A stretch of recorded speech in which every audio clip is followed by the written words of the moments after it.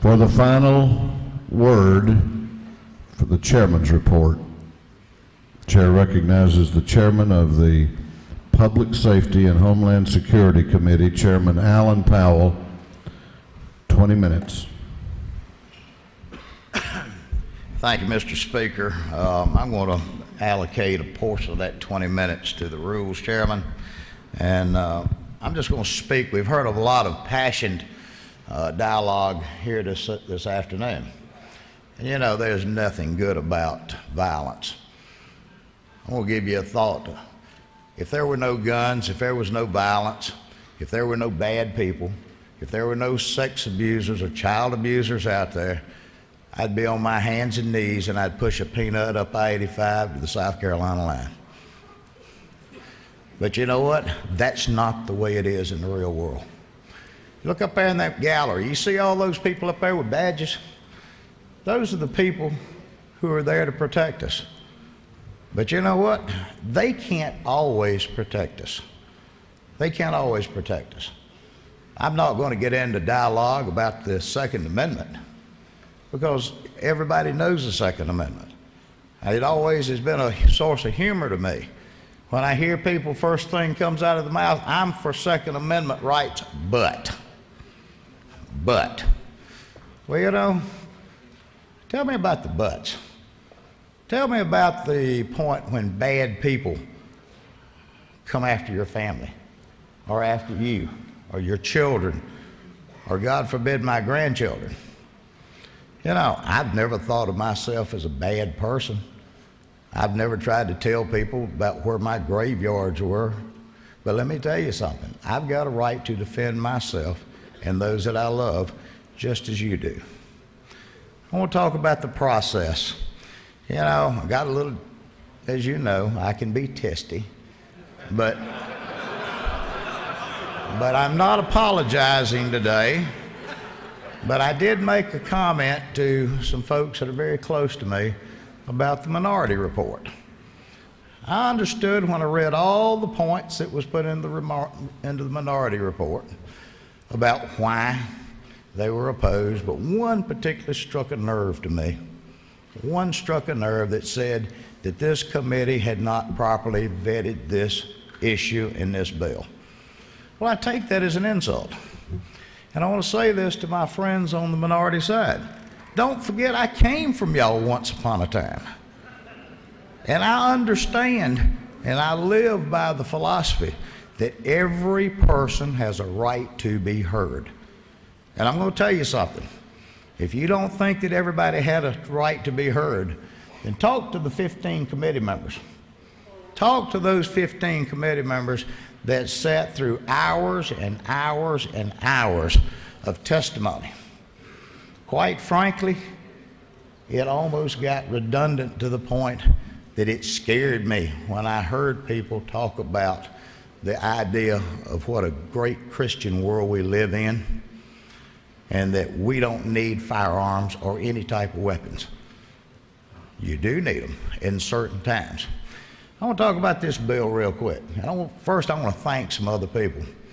I want to thank the ladies, the admins that work with our committee, Leg Council, all those people. Particularly, I want to thank the two ladies that work in my office over there that's had to field the emails and the phone calls because it's been quite a learning experience. You know, part of the people can't read the English language, obviously from some of their questions. A lot of them were constitutional attorneys. And quite frankly, there was an awful lot of people who were just very sincere about their rights. Nothing out of the ordinary, but their rights to protect themselves. But I want to thank them, and I want to tip my hat to them for the great job they did. I want to tip my hat to the committee members. You were very professional. You listened through the debate on every bill. And we did what we had said 3 weeks ago. We rolled up all the bills that were put in and crafted a piece of legislation thanks to Representative Jaspers and Chairman Meadows.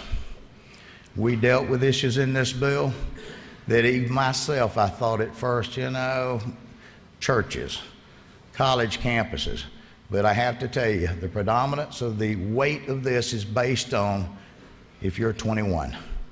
If you're 21 years of age, that you're not a convicted criminal, that you're not one of those people out there that are suspect, if you have not, in the standard on the mental health, has been basically involuntary commitment and this other range of crimes, you're an adult. You're responsible for your actions. So then, once you go through those hoops and hurdles, then you get a license. That's it. Private property rights. Hold your nose about churches, hold your nose about restaurants, hold your nose about the various things. But let me tell you something. The Second Amendment rights stops where the Fourth Amendment property rights starts. You can carry your weapon where you want if you're licensed, but you can't take it on someone's private property without their permission. And we set up the process.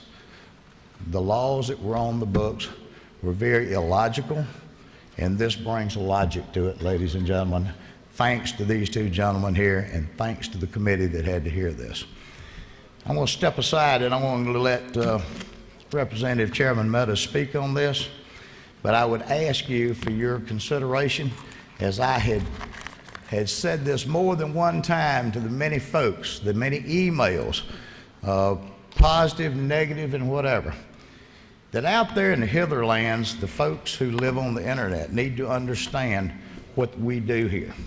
In the crafting of legislation, this is a process and not an event. It had to pass the House, it had to pass the committee, it'll have to pass the House, it'll have to go across the hall, and there'll be changes along the way. And at the end of the day, the governor will have to make a decision to sign or veto. Hopefully, ladies and gentlemen, you will vote overwhelmingly to send this bill forward. And if you say you're Second Amendment a proponent, then I urge you to stand up and vote for this bill. And I relinquish the well to Chairman Meadows. Shall this bill now pass? All those in favor of the passage of House Bill 512 will vote yes. All those opposed will vote no, and the clerk will unlock the machines.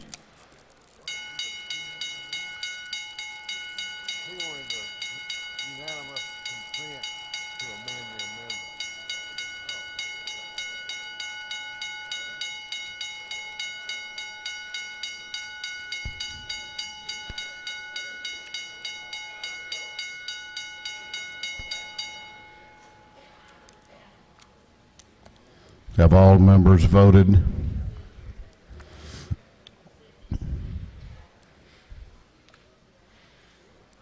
Have all members voted? If so, the clerk will lock the machines on the passage of House Bill 512. The ayes are 117, the nays are 56. This bill, having received the requisite constitutional majority, is therefore passed.